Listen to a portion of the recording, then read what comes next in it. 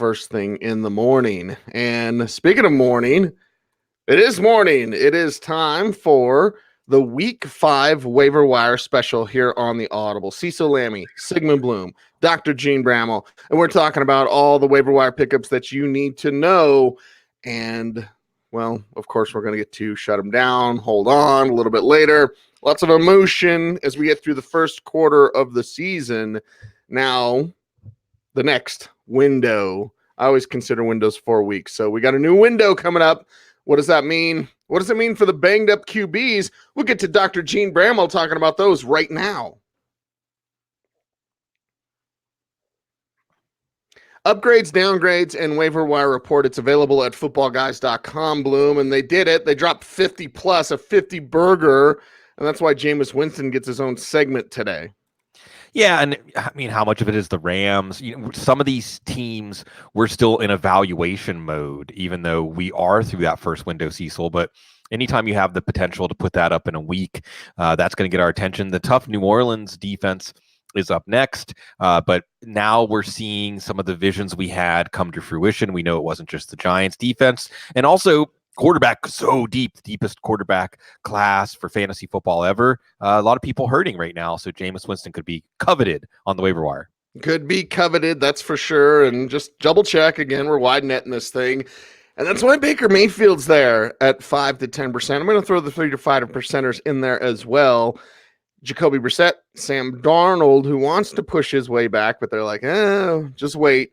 And yes, Jacksonville fans, there is Gardner Minshew at 3 to 5%.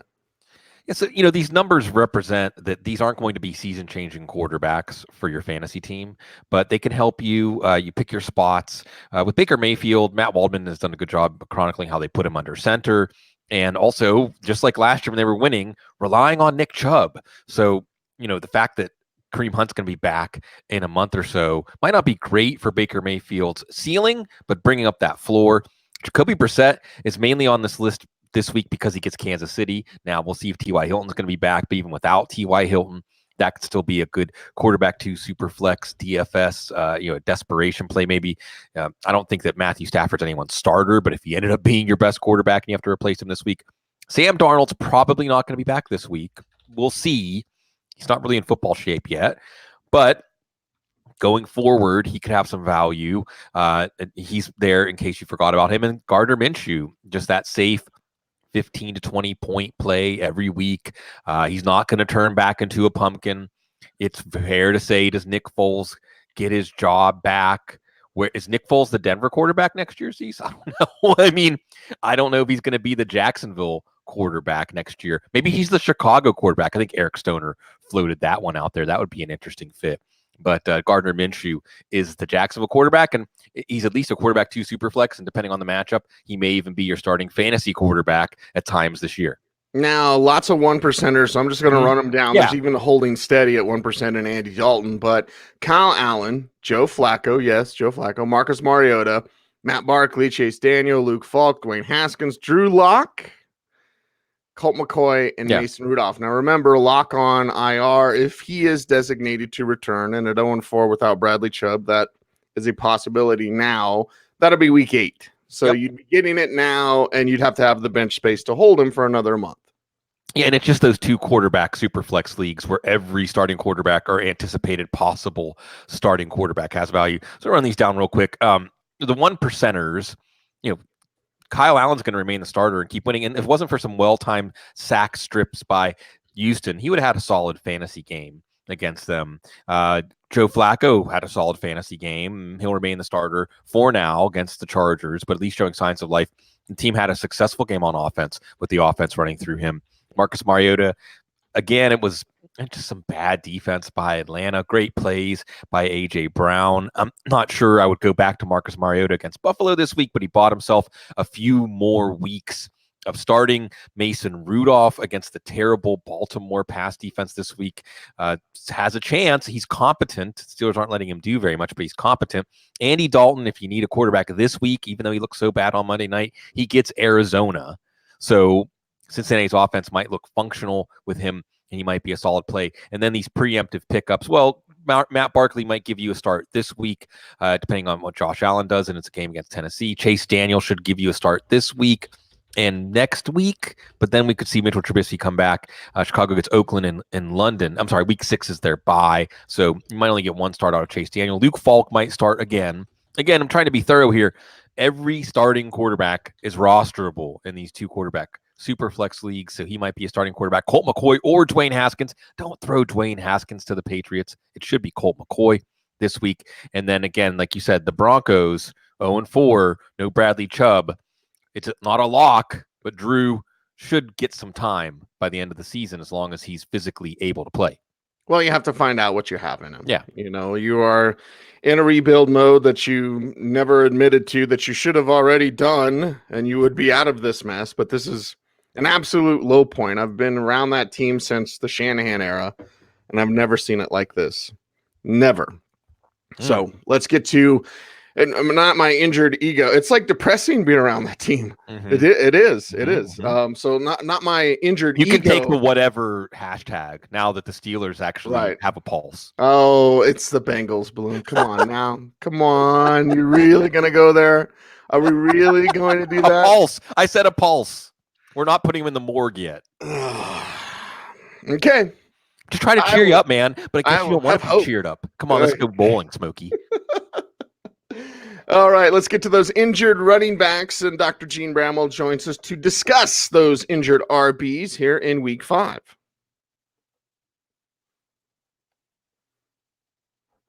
Okay, Bloom, going over your list at the running back position, we've got some names to get to, and I please, for the love of God, you keep using Jordan Howard this way.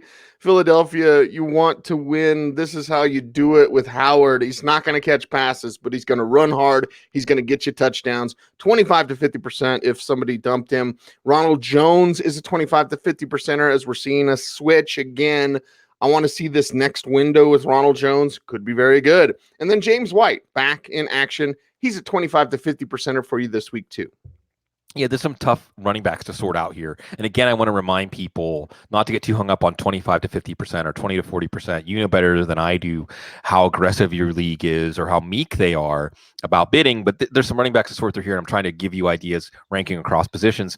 And within position, and these are none of the answers are obvious here. And the 25 to 50% tier, will the Eagles continue to use Jordan Howard this way? As you said, Cease, they should. He harvests, and Miles Sanders could be a fantasy superstar, NFL superstar one day. But for the Eagles to win this year, with Sanders being not as disciplined as a runner, Howard's physical edge and striking competence in the passing game, it would make sense for them to continue to have a split like they had against Green Bay. And they went in and showed a Green Bay defense that was tough going into this game, that they could do what they wanted to against them. Ronald Jones is clearly the best running back in Tampa. Will they continue with this hot hand approach, which will frustrate us week to week, or will they install him as a starter? He looked great on his home turf. And again, these guys aren't 50+% because they're not necessarily league winners, but a lot of people are hurting at running back too. James White can help you running back too. I don't know if he was dropped after he missed that week. It hasn't been that impressive. And they're going to go back to having some non-competitive games. So James White might not be the best play for the next 3 weeks or so. But then they have a much more competitive second half of the season. And I think you're going to see Tom Brady. And an offense, give credit to Buffalo's defense. This offense didn't look good last week. James White was the only thing that was really working. On the 20 to 40% tier, Wayne Gallman, yes, he came through against Washington. Well, you know what? This week, it's Minnesota. Next week, it's New England. So I don't know that I'm going to be putting him back into the lineup. I'm not sure when Saquon Barkley's going to be back, but he showed enough that he's worth more than at least I and some of the other more pessimistic people about him thought last week. Still just a flex play. Darrell Williams, it depends if Damian Williams is back. A strong flex play. And in the game deciding situations, they trusted Darrell Williams on that entire drive. Look, the main thing here is don't drop Darrell Williams, even if his value dwindles because Damian Williams comes back. We know that he can click in this offense. Andy Reid saw that. And then the last one, the 20 to 40% tier, it's hard to have Devin Singletary gaining value when he's not playing. But saw some big holes for Frank Gore. Some of those runs that Gore got, Singletary could have turned to even bigger plays maybe. And he's not necessarily going to take over this backfield because Frank Gore over 15,000 yards. But he is going to be an important part of this offense once he's healthy enough to play, probably this week against a tough Tennessee defense. But Singletary is one of those players yet we don't know how valuable he will be going forward. That's an exciting thing if he's on the waiver wire in week 5. I was trying to keep the recap show short, but I couldn't do that. But I did want to say 16,726 is a number that is emblazoned into my brain because that is Walter Payton's all-time rushing record. That's Walter Payton's. That's not Emmett's. But 16,726 is within reach for Frank Gore if he continues to play. And just think about that in today's pass-happy league where they don't feature running backs. 10-year 1,000-yard runners used to be a thing. Yeah. Because more people did it than you can remember. Like more guys did 10 years of 1,000 yards rushing back in the 90s. Oh, the 90s. So we're getting old. So awesome. Well, the 90s were awesome. Get out of here with that stuff. I don't care if I'm old. The 90s were great. 20 to 40% great. Holding steady, by the way. Can't forget him. Devin Singletary. I never forget him. Wayne Gallman. Darrell Williams, Kenyon Drake is 15 to 30%. And Jalen Samuels, who had the chat rooms fired up super fast, says, where's Jalen Samuels? Well, Jalen Samuels is here as a 15 to 30%er. Yeah, Samuels is just tough. I mean, we finally got some rational coaching from the Steelers, 2 back sets, even beyond that, Wildcat, something, an element of surprise, but it's no longer a surprise. Samuels is a great receiver out of the backfield. I think he is equally talented. Jono Sansko, I don't know how with the X. Connor doesn't have the same talent level as Samuels. I mean, look, Samuels is good. Samuels is a player that should be in this offense every week. So even though Connor had a good game, I'm not sure what we think about him going forward. So I just don't know if I trust the Steelers to continue to feature him in a way that he'll have consistent value. But if they do, then he is going to deliver. So that's what makes that one difficult. Kenyon Drake, he's hovering around that 9-10 PPR point threshold. There's some hidden upside there if he gets traded. What for some more running back injuries maybe. But also there's some upside here if Miami gets a little more competitive each week. If we see it, they're competitive for a half. If that continues to go, we know Drake is good. And Kalen Ballage is affirmatively showing that he is the worst running back. I don't care how your 40 time is. I don't care what your vert is. You got to be able to play. He just can't play. I think we're going to see more Mark Walton going forward, but also more Kenyon Drake. I think Mark Walton will be more effective. I'll throw in 0.5% because he's not a 1%er, but I'll throw in 0.5% for Mark Walton because there's actually, I've been lying. There's 2 Dolphins that I've been looking at, and that's 1, Preston Williams, and that's 2, Mark Walton. So it's not just Preston Williams for me. I'm watching Mark Walton as well. I think he could be better than Drake. I think he's more talented than Drake because Stink always says this, Bloom. Mm-hmm. Football is easy for football players. It's hard for athletes. Mm-hmm. And that's the thing. Like, okay, Kalen Ballage, like super duper. And this gets me in a whole different rant of like, you can't just blindly follow like spark score and blah, blah. Like those numbers are interesting, but you can't blindly follow just because a guy runs a great 3-cone drill and spark numbers and speed score and all this. Like it's cool, but don't just blindly follow it. Like find football players, not just athletes. Let's get to the next group here. Ito Smith, 5 to 10%. Tariq the Freak Cohen, 3 to 5%. Tevin Coleman, 3 to 5%. There's actually positive reports about Tevin Coleman. I don't believe them, Bloom. Chase Edmonds, 3 to 5%. Frank Gore, as you mentioned. Naheem Hines. And Jordan Wilkins, 1%. Now, I would ask, Reichel Armstead, 1% as well. And Armstead would have had 100 yards against the Broncos. Had Fournette, been out of the game. But there's Armstead back. But I'm very curious, Bloom.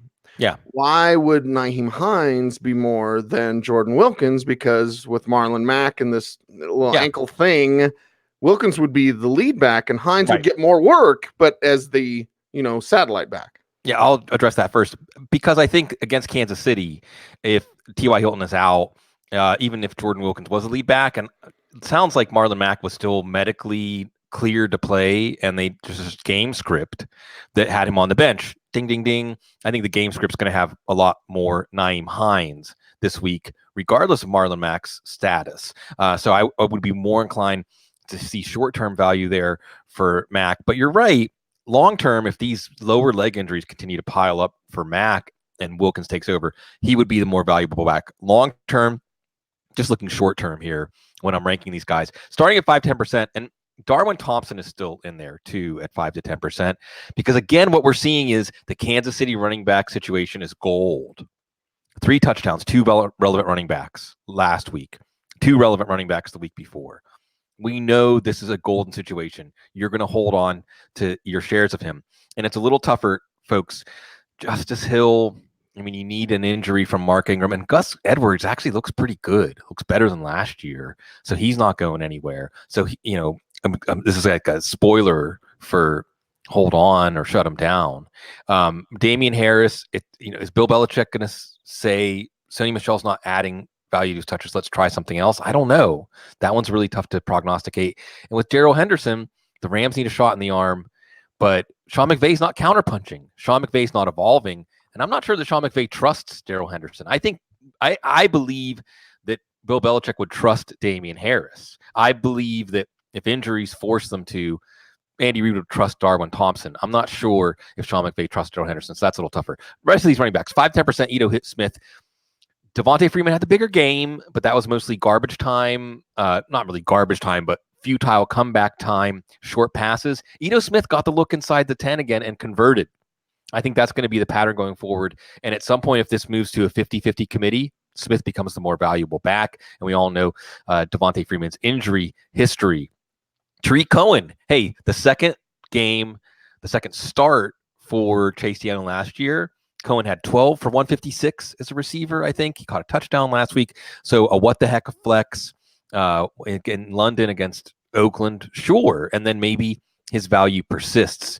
Tevin Coleman as potential goal line back in that Jeff Wilson role coming out of the bye. We'll see. Chase Edmonds. And I'm getting real fascinated. And I should let me touch on Gore. If Devin Singletary's not back this week, Gore is still a flex play. And if Singletary gets hurt again, then Gore is actually having some persistent value. Raekwon Armstead, now a viable handcuff, caught that touchdown. Gardner Minshew did a great job keeping the play going. We all know Leonard Fournette's injury history. Maybe I'm a little low on him, but he's back to fantasy relevance. Really quickly on Chase Edmonds, the wheels in my head start to turn, and I see Christian Kirk's hurt. I mean, the Cardinals only have one receiver that works in the air raid right now. It's Larry Fitzgerald, and it's kind of important to have 3 or 4. Wouldn't it make more sense to move David Johnson to wide receiver for the time being? Wouldn't it make more sense, even if you put him in this formation as a running back, and look at his numbers? I mean, what did he have last week? 8-9 catches. Deploy him more as a receiver in this offense. And Chase Edmonds, who's a good receiver in his own right, can be the running back. And Chase Edmonds was a more effective runner than Johnson. So maybe his more lateral quickness game fits what they can do or what they can't do in the running game. And David Johnson is now much more valuable to this team as a receiver. So we'll see what Cliff Kingsbury is going to do. But see, if we look at this air raid offense and we say, put your 3 or 4 best offensive players out there, Chase Edmonds is one of them right now. He is. To that, I would say double true. By the way, chat room is fired up. Yeah. And only Jock in the Village says Cecil has the highest. Oh, yeah. Roadrunner Fade. Volume.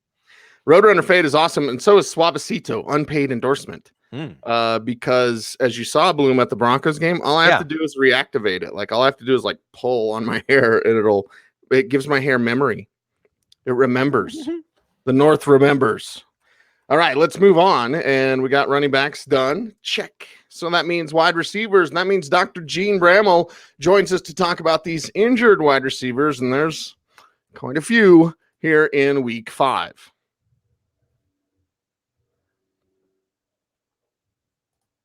Up at the top of your upgrades, downgrades, and waiver wire report available at footballguys.com, Bloom, is Stephon Diggs. 25 to 50% again, wide netting it because people upset about Kirk Cousins. Hell, Adam Thielen's upset about Kirk Cousins.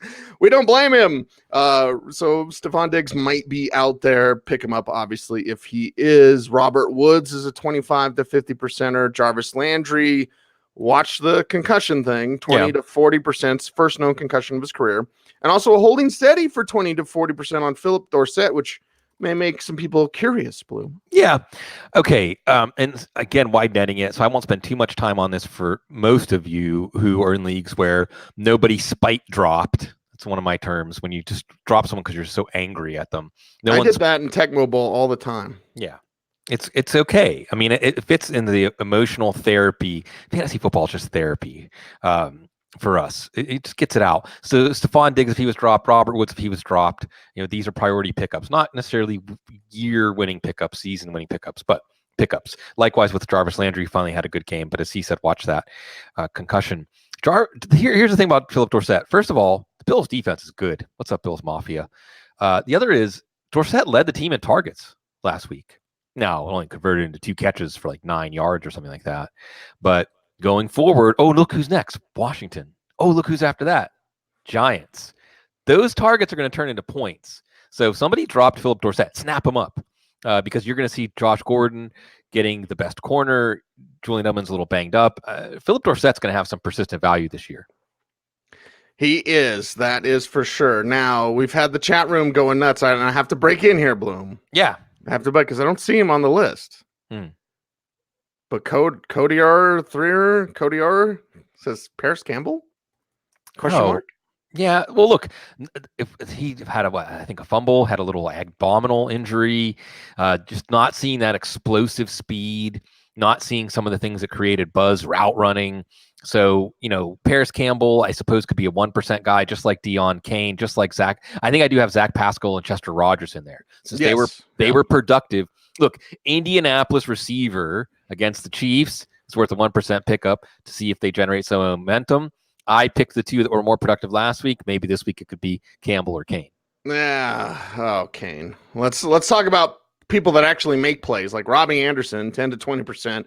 Geronimo Allison, by the way, with that body control and catch radius, all the stuff we know about him. Also with the Devontae Adams thing, it would mean MVS moves up. Geronimo Allison moves up then in that pecking order, 7 to 15% for him. Deontay Johnson, magnifique. Yeah. I don't have hope for the Steelers, Bloom. I got hope for Deontay Johnson because I love the guy. Mohamed Sanu is 7 to 15%. And Golden Tate returning. He's a 7 to 15%er as well. Yeah, lots of interesting names here. So with Golden Tate, let me start with Robbie Anderson. Robbie Anderson, maybe not this week because Sam Darnold's not back, although that's too bad because Philly is a matchup we want. And we might try to dodge certain matchups with Robbie Anderson. But if he and Darnold get on the same page like they did late last year, you're on to something here. You're on to something where Anderson could be an every week play and a fantasy wide receiver too. So it's potential. And again, I touched on this with guys like Darrell Henderson or Justice Hill or Damian Harris, Darwin Thompson. It still goes back to something I stressed a lot during draft season, which is this. Think about the highest end of the range of outcomes. Think about the best case scenario when you're looking at your last 1 or 2 roster spots. I know we need depth. We're starting to go through the bye week gauntlet. But those last few roster spots should be dedicated to players who have the highest possible outcome, even if it's a smaller chance of hitting than players who highest outcome has a higher percent chance to hit, but less payoff. All right. So Robbie Anderson certainly qualifies there. The rest of these guys, I think, have more modest ceilings. Geronimo Allison, we'll see how long Devontae Adams is going to be out. We saw Allison do some good work when Aaron Rodgers was improvising. Mohamed Sanu is that high floor play. He and Golden Tate have similar usage on the field. And hey, if you think that this offensive line is going to continue to make Matt Ryan struggle, then Mohamed Sanu and Austin Hooper are going to be beneficiaries there. With Golden Tate, Daniel Jones looked okay. Didn't look as good as he looked against Tampa Bay. And then Jared Goff goes and throws 500 yards against them. So he's going to have a modest ceiling, a reasonable floor, probably a 6 to 8 point floor in PPR leagues in a worst case scenario. So you like that. And he may come out angry. And look, the Giants are excited. We'll see what they do against Minnesota this week. Deontay Johnson has long touchdowns in 2 straight weeks. And the way to look at this is if defenses are going to continue to devote resources to Juju Smith-Schuster and say anybody but Juju Smith-Schuster will beat us this week. Well, Deontay Johnson says, I can beat you. And there was a good play design. See, I love the play. I actually am saying I loved the play design, crossing over the wide receivers in the middle of the field, force the defenders to think, force them to make a decision, because if they make the wrong decision, touchdown. And we've seen that from Deontay Johnson against the Baltimore pass defense this week. Look for him to have another good game. And Mason trusts him. Yeah. That's the thing. And Mason doing his little best Ben Roethlisberger impression last night. But Bloom, it was just the Bengals. Yeah. I'm here to tell you, it's just the Bengals. Do not buy into this. Do not give them your heart. It will get ripped away from you. Boy, am I bitter. 5 to 10%ers up next, and that's one Dante Pettis, 3 to 5%er for AJ Brown, Corey Davis, Devontae Parker. There's also a holding steady on Preston Williams here. Mm-hmm. Yeah, so we're lots of options here. It does feel like the waiver wire is cooling down a little bit, but some options here. Dante Pettis is in a tier of his own in the bottom guy, just because something we talk about a lot. Bye weeks mean adjustments. I would imagine it would behoove Kyle Shanahan to make some adjustments after Dante Pettis showed signs of life going into the bye, to use him even more coming out of the bye against a banged up Cleveland secondary. AJ Brown, Corey Davis, Devontae Parker, and we can also throw Preston Williams in here. So these are all guys.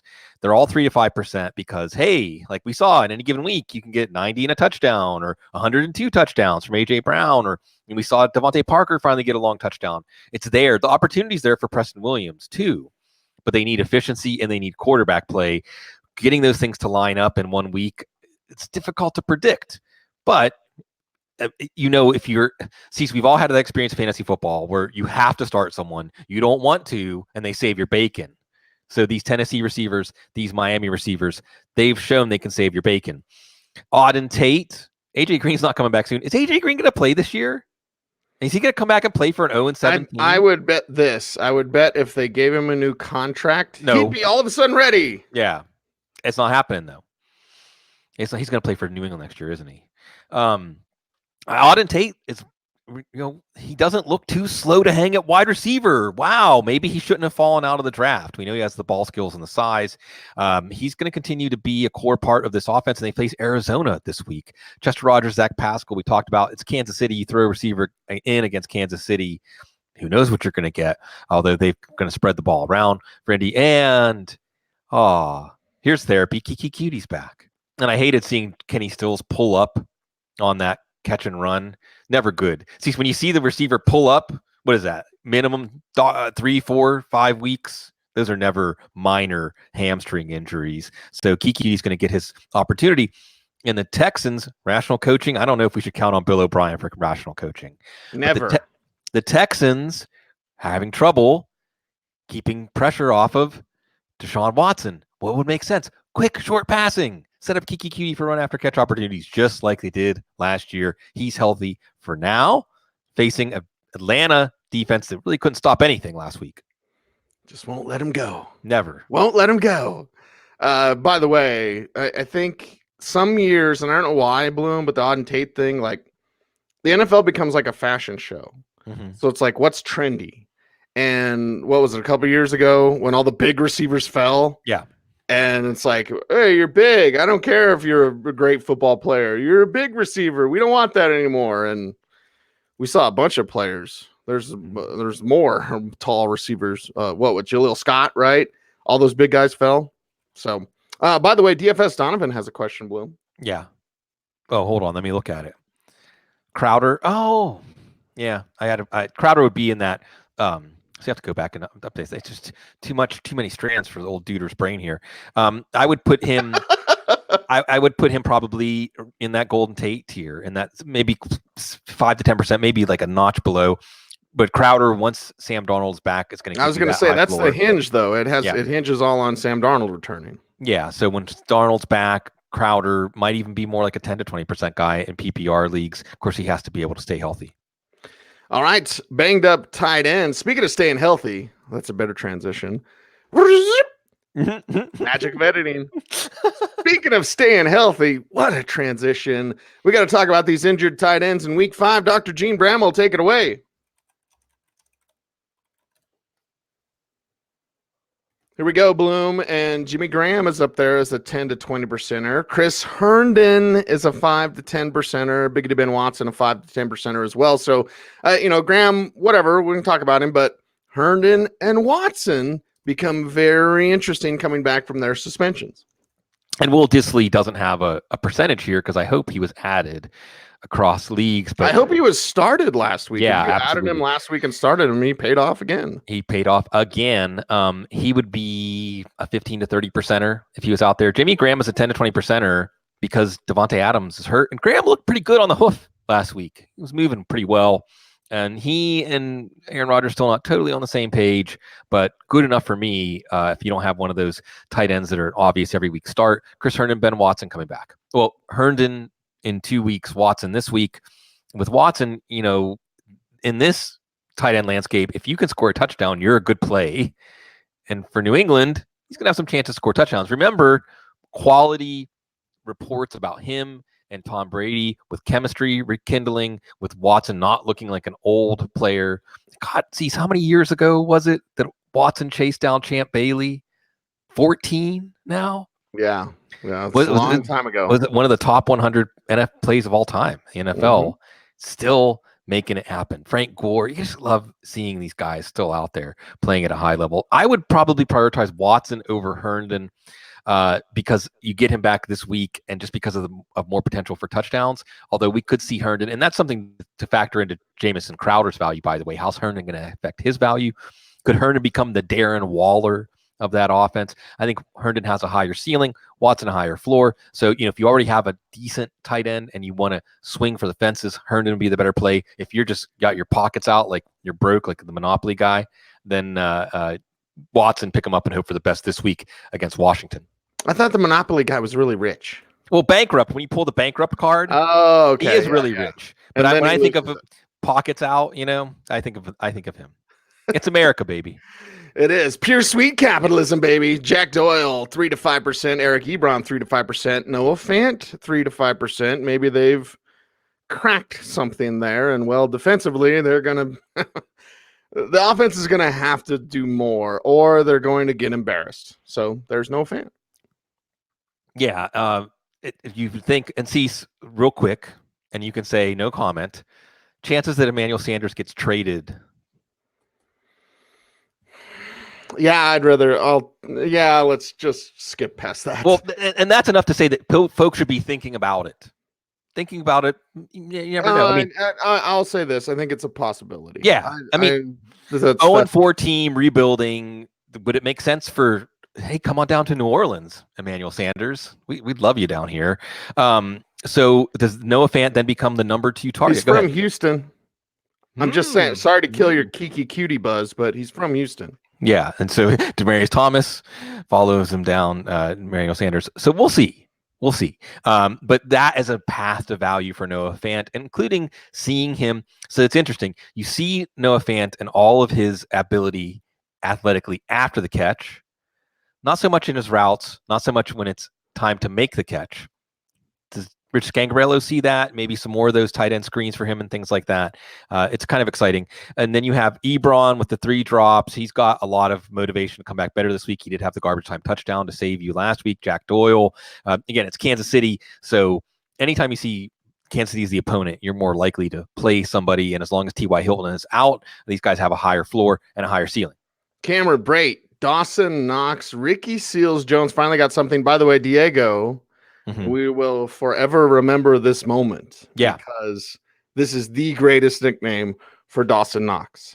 Mama said knocks you out. Yes. Thank you, Diego. Yeah. Oh, and he looks tremendous. Wow. What a pick for Buffalo. He made a wide receiver like twisting catch on a 3rd down. You see his incredible athleticism. He just needs to stay healthy. And he looks like he's going to be one of the next things at tight end. Cameron Brate caught a touchdown. And look, if Jameis Winston's the good Jameis Winston and this offense is the good Tampa offense, then Cameron Brate's going to score touchdowns. And again, as we said, a touchdown at tight end, you take that. Even if it's 2 for 7 and a touchdown, you will take that. Cameron Brate better than O.J. Howard for fantasy leagues. I don't want to say that just yet. Maybe against New Orleans, that stifling defense, neither one is a good play this week. Ricky Seals-Jones, Ricky Heals Bones. He's healing fantasy lineups. Without David Njoku, Demetrius Harris is a better 2-way tight end probably, but Ricky Seals-Jones can be that player that's not accounted for. And you saw him break into the open field and show some wide receiver like speed. And again, he's a classic what the heck tight end going up against San Francisco this week. So you like to see that. None of these guys, they may not surface again on the waiver wire for weeks. They may be droppable, but for now, the arrow is pointing up. And for now, well, you clear those vocal cords and keep the stories coming, because it's interesting, right? This is where I get my Blackie Lawless hat on. It's all about audience participation. And this is where, like, this is our show. And, I always love it, Bloom, when people are like, how do you build a podcast? How do you build on business or whatever? It's like, build a community first. Mm-hmm. Make it about the community. And one of the great things is, one, this chat room is just on fire with 172 people watching right now. Thank you all very much. Mash that like button, comment, share, subscribe, all that kind of good stuff for us. Thank you guys. But this is so much fun to interact with you. Like, we're going along, we're taking the questions, you guys are commenting, and now we get to the point where we get to release it.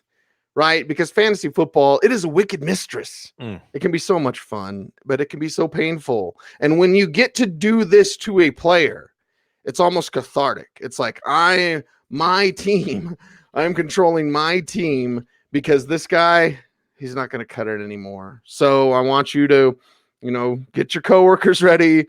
Don't scare the kids in the car, whatever you're doing. And please let us know. Send the emails, send the videos, whatever. Everyone drive safe. But as you say it with me, cue the track. All right, week 5, shut them downs. Bloom, who you got? Yeah, and I love that. It's fantasy football is catharsis. It is therapy. It's a little environment. It's like when you're playing with your that train set, building your little environment. It's a universe that you're in charge of. Mitchell Trubisky, Case Keenum, Ryan Tannehill in your 2 quarterback superflex leagues with this day of execution for Marcus Mariota. Malcolm Brown, I don't know what he's going to be worth. He's not as an attractive as a handcuff now, with Todd Gurley looking better and the running game's not on track. Rashad Penny, CJ Precise is staying healthy. Chris Carson is holding on to the ball and holding on to the job in short bench leagues. Not sure about him. Adrian Peterson, I mean, if you do have to play him, how's that 28 yards going to really help your lineup? Rex Burkhead on the injury report, and they're sticking with Sony Michel. I mean, these are questionable drops, but guys that you should think about. Like, I would rather have Kenyon Drake than Rex Burkhead. I'd rather have Jalen Samuels than Rex Burkhead. Peyton Barber. Will they be rational and let Ronald Jones take over? I don't know, but I know that we've already seen Barber's ceiling, and it's not that big of a deal. See, this is one in short bench leagues, Royce Freeman. I mean, where's this offense going? He's not going to take over for Philip Lindsay. Maybe Philip Lindsay gets hurt. You have this 10, 12-point ceiling in any given week. I mean, they've been feeding Lindsay at the goal line, and he's converting. Do you think it could possibly go up for Royce Freeman from here? Oh, yeah. Oh, yes, very much so. It should go up for Royce Freeman here. Oh, so at Lindsay's expense then? Mm-hmm. Yeah. Ooh, okay. Well, there you go, folks, right from Cecil Lammey's mouth. So maybe tap the brakes on him, as I have these question marks about shut him downs. Now, if Sanders is dealt, Philip Lindsay could be your slot receiver. Mm-hmm. So Theo Riddick comes back. By the way, Theo Riddick is hanging around out here, just like Drew Lock on IR, potentially designated to return. So if Scangarello uses Lindsay the right way, I'd line him up as a slot with Freeman in the backfield and still give Lindsay some carries, but like utilize Lindsay more as a receiver, because Deshaun Hamilton's not good. No, it does not appear to be that way. Kenny Stills is good, but with that hamstring injury, waiting for more information, but he's not an essential hold. Pearl Richardson didn't come through in his big game. I would say that Devin Smith is not coming through at all without Michael Gallup out there. We'll see if Gallup comes back, but it was just, the matchup that allowed Devin Smith to do well. Tight end, I would say, if you're picking up a Vernon Davis or Darren Fells, really at tight end, they're all shut them downs. I mean, it's just, you're looking for anything that sticks week to week. There's a few holds coming up though, because it's therapy to get out the negativity, but sometimes we just need someone to hold us. That's true. By the way, Smitty with another great Public Enemy song. Can't trust it. No. 911's a joke. I know. Wow. Okay. Here we go. Because there's a yin and a yang, there's a positive and there's a negative, and there's guys. Kiki Cutie's not in this segment, or maybe he is. No. Bloom, you could bring him up, but there's players you just can't let go of, no matter what. We're waiting, and you're waiting for the next window, which is starting this week. So, who are some of your week 5 hold-ons? Yeah, this is, these are tough calls, and you don't want to get too emotional about it, but sometimes that emotion is a form of intelligence. It's a form of knowledge. Don't let go of Kyler Murray. I still think, Cincinnati this week. Do you see what Mason Rudolph did? I think Kyler Murray is going to have a bounce back week. I talked about Darrell Henderson, Damian Williams, Darwin Thompson, Justice Hill. Hill's the one where there's not really a crack in the door right now. There's a crack in the door for Henderson or Harris. It just depends on them getting that opportunity. With Darwin Thompson, we're waiting for injuries. Terry McLaurin, don't drop him despite the injury. Hopefully Colt McCoy or whoever gives him some value. Don't do any spite drops yet for Calvin Ridley or Will Fuller. Too much talent. Don't do a drop of Christian Kirk with his injury. This offense is going to continue to get better as the season goes on, I think. I think this is one of the situations where we have to remember that games are kind of like practices for this team. And you will, I think, see more comfort as the season goes on, and bigger games could be coming from Christian Kirk. Hold him through the injury. OJ Howard, I still want to see, there's so much talent. It's just a question of whether they can utilize it. Last week, he had that 3 for 66 in week 3 and a long pass interference penalty. Greg Olsen, I know it was a down week against Houston, but there's potential for value rebound. When Cam Newton returns, there's potential for value rebound against Jacksonville this week. And Tyler Eifert, even though he had that touchdown go through his hands, very uncharacteristic. See, can you remember one other time that we saw Tyler Eifert had a touchdown go off his hands in his whole career? No. It was weird. And it might mean that he's slowing down and getting old or too hurt too many times. But he gets Arizona this week. Every tight end. 5 touchdowns in 4 games by tight ends. Every tight end has scored against them. Tyler Eifert's looking to be next, so don't drop him just yet. Boom, boom, boom. That's a wrap for today's program. It is the Waiver Wire edition here on the Audible. We certainly appreciate each and every one of you for liking the video. Need you to like it before you're out of here. Thank you for doing that. Comment. Chat room's awesome, but need you to comment as well. And then subscribe to our channel and share the video if you feel so inclined.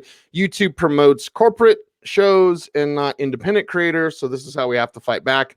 I know I say it all the time, but thank you guys. Thank you for being part of our community. Thank you for being football guys, and thank you for being here with us as we broadcast this show live here on a Tuesday morning. So that's a wrap for today's show. Thanks all for listening. Remember, we're on Spotify. Remember, we're on iTunes. We're on Flick Chat. If you want to get that app for your phone as well, we can comment. It's like our chat room, except on an app, and it's only about this show. So make sure to just search the Audible on the Flick Chat app. He's Sigmund Bloom. You follow him on Twitter at Sigmund Bloom. The show is at the Audible, and I'm at Cecil Lammey saying, don't forget about at Dr. Jene Bramel, which is just at Jene Bramel, by the way.